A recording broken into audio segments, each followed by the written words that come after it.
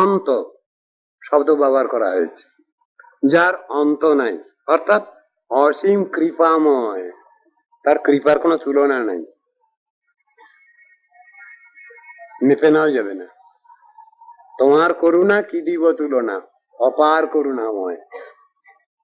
আছে কোন ভক্ত গিয়েছেন, অপার করুণাময়। সুতরাং যিনি কৃপা দৃষ্টি বিতরণে আমাকে অনুগৃহীত করতে পারেন, তিনি হলেন সেই অনন্ত ভগবান।